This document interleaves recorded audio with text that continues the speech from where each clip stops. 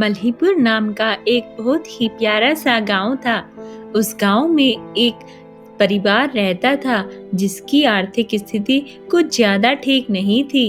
लेकिन उस घर में जो सोहन नाम का बच्चा था वह पढ़ने में बहुत ही होशियार था।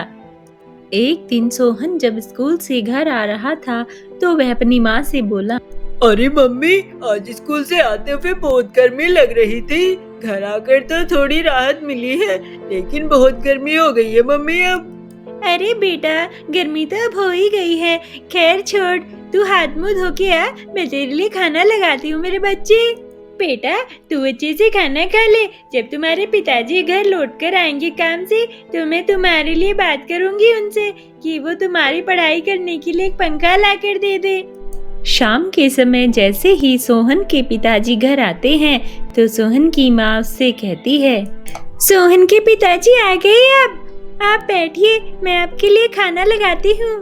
अरे वो तो ठीक है भाग्यवान, लेकिन तुमने भी अभी तक कहाँ खाना खाया होगा, अपने लिए भी लगा लेना खाना। सोहन के माता पिता दोनों एक साथ खाने लग जाते हैं। तभी सोहन की माता सोहन के पिता से कहती है, अजी सुनते हो, अब गर्मी बहुत ज्यादा हो गई है। सोहन को पढ़ाई करने में बहुत परेशानी होने लगी है। फिर क्या करें हम? कूलर तो मैं ला नहीं पाऊंगा क्योंकि इतने पैसे तो है नहीं मेरे पास। फिर क्या करें अब इतनी गर्मी में तो सोहन पढ़ नहीं सकता, उसके लिए तो बहुत परेशानी होगी। अपनी पत्नी की बातें सुनकर सोहन के पिताजी चिंता में पड़ जाते हैं। आप ज्यादा चिंता में मत पड़िए, आप एक काम कीजिए, अभी उसके लिए एक पंखा ले आइए। हाँ, ये ठीक रहेगा, मैं उसके लिए एक पंखा लेकर आ जाऊंगा सुबह होते ही।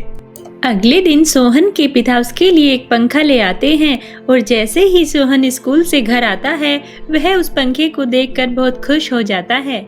माँ, इतना सुंदर पंखा, ये पंखा कौन लेकर आया माँ? बेटा, ये पंखा तुम्हारा ही है, तुम्हारे पिताजी तुम्हारे लिए लेकर आए हैं। अब तुम्हें पढ़ाई करने में कोई परेशानी नहीं होगी। सोहन पढ़ाई करने बैठ जाता है और वह मन ही मन सोचता है कि अब मुझे मन लगाकर पढ़ाई करनी पड़ेगी ताकि मैं अपनी माँ और पिताजी को बहुत खुश रख सकूं। अरे वाह, आज तो मेरा बेटा पंखे के सामने बैठकर पढ़ाई कर रहा है अपनी। बेटा, अब तो खुश हो ना तुम? हाँ पिताजी, अब मैं बहुत अच्छे से पढ़ाई कर सकता हूँ। अजी सुनते हो, ये पंखा तो बहुत महंगा होगा ना? हाँ, है तो महंगा ही, लेकिन ये मुझे सस्ते में मिल गया। अरे वो कैसे? अरे भाई, इसको एक कबाड़ी वाला ले रहा था, उसको कुछ पैसे की जरूरत थी और इसको किसी अमीर मालिक ने बेच दिया था, तो मैंने देखा और इसे खरीद लिया। शुक्र है, ये तो बहुत अच्छा हुआ, और ये तो हवा भी बहुत अच्छी दे रहा है। तभी सोहन खेलने के लिए बाहर चला जाता है। सोहन के माता पिता चाय पी रहे होते हैं कि तभी सोहन दौड़ा दौड़ा उनके पास आता है। माँ, मेरे हाथ में बहुत तेज दर्द हो रहा है, माँ कुछ कीजिए। अरे मेरे बच्चे, क्या हुआ हाथ में? हाँ, मेरे पास बैठ, मैं देखती हूँ क्या हुआ। जैसे ही सोहन अपनी माँ की बात मानकर पंखे के सामने बैठ जाता है तो वह देखता है कि उसका हाथ बिल्कुल ठीक हो गया है। अरे माँ, आप चिंता ना करो, देखो इस पंखे के सामने बैठते ही मेरा हाथ तो बिल्कुल एकदम ठीक हो गया। ऐसा लग रहा है कि मेरे हाथ में तो कुछ हुआ ही नहीं था। अरे कहीं ये कोई जादुई पंखा तो नहीं है, लेकिन ऐसा कैसे हो सकता है?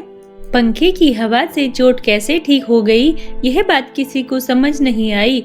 लेकिन फिर रात हुई और सब सो जाते हैं। रात को सोते सोते अचानक उन्हें एक भूतिया आवाज सुनाई देती है।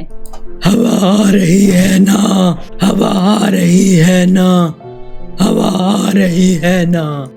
ये आवाज सुनकर तीनों की नींद खुल जाती है। तीनों ही उठकर बैठ जाते हैं क्योंकि आवाज बहुत ही डरावनी थी। मम्मी, ये किसकी आवाज थी?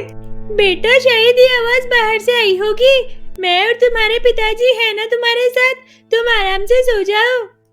सोहन तो जैसे तैसे सो जाता है, लेकिन सोहन के माता पिता पूरी रात जागते हैं। सारी रात हो गई जागते हुए, मुझे तो अब बड़ी थकान लग रही है। तुम एक काम करो, जल्दी से एक कप चाय बनाकर ले आओ। हाँ जी, आती हूँ तुम्हारे लिए चाय लेकर। अरे आज आप काम पर नहीं जाएंगे क्या? अरे भाग्यवान, रात तो सही से सो नहीं पाया, मेरी नींद भी पूरी नहीं हुई, इसलिए मुझे बड़ी थकान और नींद जैसा हो रहा है। मैं आज काम पर नहीं जाऊंगा। इसके बाद सोहन के पिता उस पंखे को चलाकर जैसे ही सोते हैं तो तुरंत वैसी ही आवाज दोबारा आनी शुरू हो जाती है। अब आ रही है ना, अब आ रही है ना। सोहन के पिताजी एकदम चौंक कर उठ जाते हैं। जैसे ही सोहन के पिताजी और सोहन की माँ मुड़कर देखते हैं तो वहाँ पंखे के ऊपर एक चुड़ैल दिखाई देती है। अब आ रही है ना, अब आ रही है ना, अब आ रही है ना। और उसके बाद वह चुड़ैल वहाँ से गायब हो जाती है। भाग्यवान, तुम जल्दी से मेरे साथ चलो, पंडित जी से पूछ कर आते हैं कि क्या करना है। सोहन के पिताजी पंडित को सारी बात बता देते हैं और फिर पंडित जी कहते हैं, मुझे एक बार आपके घर चलकर देखना ही होगा। पंडित जी सोहन के घर आते ही उस घर को देखते हैं। उसके बाद सोहन के पिताजी से कहते हैं, ये चुड़ैल अब इस घर से जाने वाली नहीं है, ये अब यही। लेकिन ऐसा क्यों पंडित जी?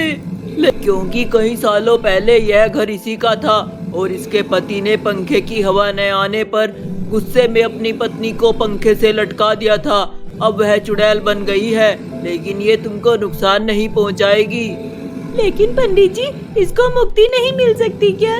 नहीं, अभी नहीं, 100 साल बाद ही इसे मुक्ति मिलेगी और आप चिंता न करें, यह कोई नुकसान नहीं करेगी। उसके बाद पंडित जी वहाँ से चले जाते हैं और तभी चुड़ैल वहाँ पर आती है और कहती है, तुम लोग घबराओ, डरो नहीं, मैं तुमको बहुत ठंडी हवा दूंगी, बिल्कुल गर्मी भी नहीं लगने दूंगी। और इस तरह थोड़े दिनों में ही सोहन और सोहन के माता पिता को उस चुड़ैल के घर में रहने की आदत हो गई। दोस्तों, इस कहानी से हमें यह सीखने को मिला कि कभी कभी सस्ती चीजों या फ्री की चीजों के कारण बहुत कुछ गलत भुगतना पड़ता है, लेकिन यहाँ चुड़ैल अच्छी थी तो सोहन का परिवार सुरक्षित रहा।